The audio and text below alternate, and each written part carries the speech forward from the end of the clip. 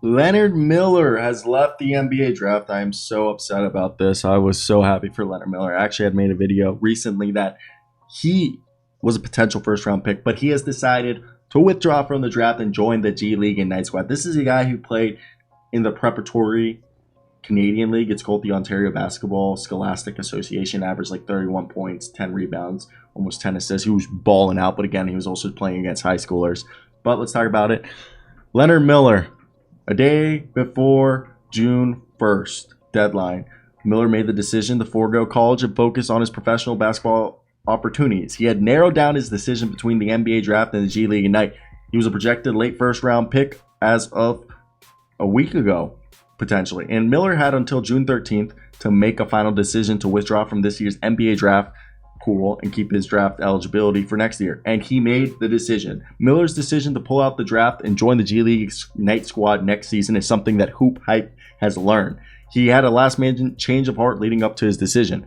And last minute change of heart means probably multiple teams had told him, hey, we're not going to draft you in the first. He probably got a bunch of teams telling him, we're going to take you in the second, we're going to take you in the second. And that's millions of dollars in difference. So the G League Ignite roster has had a history of players who have made it to the league.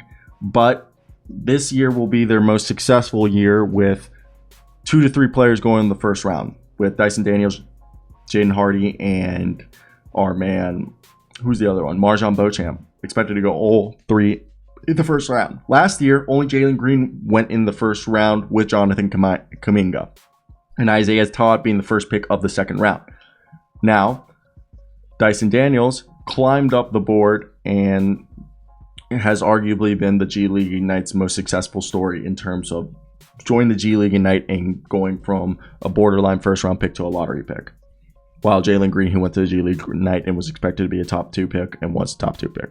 It looks like Miller is hoping to duplicate Daniel's success this year. And you have to understand, Leonard Miller is 6'11", basically 7 foot with 7'3" wingspan. This man is massive. KD shooting ability. So, am I somebody that wants him to have success? Of course. He is definitely someone I want to see have success in the NBA, okay? And he's just really raw, and I think that's why he's going back. Teams just kept telling him, hey man, you're kind of raw, maybe too raw to come to the NBA right now. You might be Bruno Caboclo 2 years from being 2 years away. And if that's the case, they knew they had to make the decision that to hold him out for a year, which I think obviously was the right decision for everyone. And I mean, first off, I think this cat can play. I think he's really good, and people are going to see how good he is.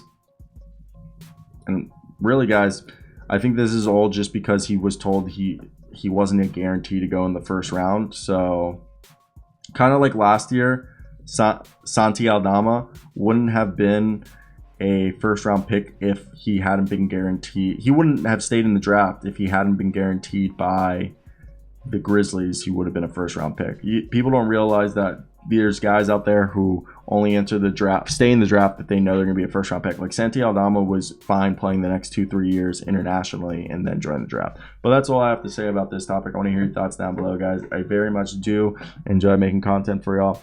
Leonard Miller, sadly, will not be in the NBA next season. We'll have to wait one more year to see this cat. But, hey, it's worth it. He'll be good. Okay, I promise. He will be good.